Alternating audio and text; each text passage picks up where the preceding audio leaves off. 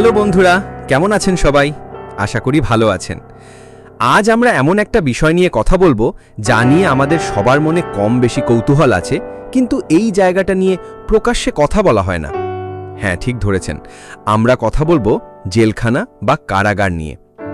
জেলখানা শুধু একটা দেয়াল ঘেঁষে জায়গা নয়, এটা এমন একটা স্থান যেখানে আইনের চোখে যারা অপরাধী তাদের রাখা হয়, সমাজে শান্তি বজায় রাখতে, অপরাধীদের শাস্তি দিতে এবং এখনকার দিনে তাদের সংশোধনের সুযোগ দিতেই এই জেলখানার সৃষ্টি।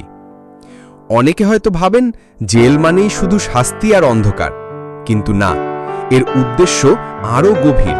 এখানে শুধু আটক রাখা হয় না, বন্দীদের জন্য বাসস্থান, খাবার, চিকিৎসার ব্যবস্থা করা হয়, এমনকি পরিবারের সাথে দেখা করার সুযোগও থাকে। আমাদের বাংলাদেশেও সুসংগঠিত কারাগার ব্যবস্থা আছে। স্বরাষ্ট্র মন্ত্রণালয়ের অধীনে কারা অধিদপ্তর এটি পরিচালনা করে। আমাদের দেশে 3 ধরনের কারাগার আছে: কেন্দ্রীয় কারাগার, জেলা কারাগার আর বিশেষ কারাগার। বর্তমানে মোট 68টি কারাগার আছে বাংলাদেশে। জানেন কি বাংলাদেশের সবচেয়ে বড় কেন্দ্রীয় কারাগার কোনটি? এটি হলো কেরানীগঞ্জের ঢাকা কেন্দ্রীয় কারাগার। 2016 সালে এটি পুরাতন ঢাকার নাজিমুদ্দিন রোড থেকে এখানে স্থানান্তরিত হয়েছিল। আর এই জেলখানার ইতিহাস কিন্তু ব্রিটিশ আমল থেকেই শুরু হয়েছিল। 1788 সালে প্রথম ক্রিমিনাল ওয়ার্ড তৈরি হয়, আর ঢাকা, রাজশাহী, যশোর, কুমিল্লার মতো কিছু কারাগার তো সেই ব্রিটিশ আমলেই তৈরি। তবে সবচেয়ে গুরুত্বপূর্ণ বিষয় হলো এখনকার জেলখানাগুলো শুধুই শাস্তির জায়গা নয়, এখানে বন্দীদের সংশোধনের সুযোগ দেওয়া হয়। কাঁথা সেলাই, টেইলারিং, মৎস্য চাষ, ইলেকট্রনিক্স মেরামত, এমন অনেক প্রশিক্ষণ দেওয়া হয় যাতে তারা জেল থেকে বেরিয়ে এসে আবার স্বাভাবিক জীবনে ফিরতে পারে, ভালো মানুষ হিসেবে।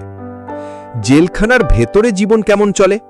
বন্দীদের বিভিন্ন ভাগে ভাগ করা হয়: হাজতি, যারা বিচারাধীন; কয়েদি, যারা সাজাপ্রাপ্ত; মহিলা বন্দী; শিশু ও বয়স্ক বন্দী। সবার জন্য নির্দিষ্ট নিয়মকানুন আছে। সকাল থেকে রাত পর্যন্ত একটি রুটিন মেনে চলতে হয়। তো এই ছিল জেলখানা নিয়ে আমাদের আজকের ভিডিও। আশা করি আপনাদের অনেক কৌতূহল দূর হয়েছে। জেলখানা শুধু একটা শাস্তিকক্ষ নয়, এটা সমাজের এক গুরুত্বপূর্ণ অংশ যা অপরাধ দমনের পাশাপাশি সংশোধনেরও কাজ করে।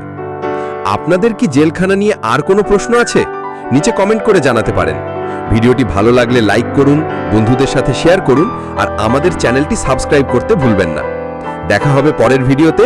ততক্ষণ পর্যন্ত ভালো থাকুন, সুস্থ থাকুন। টাটা।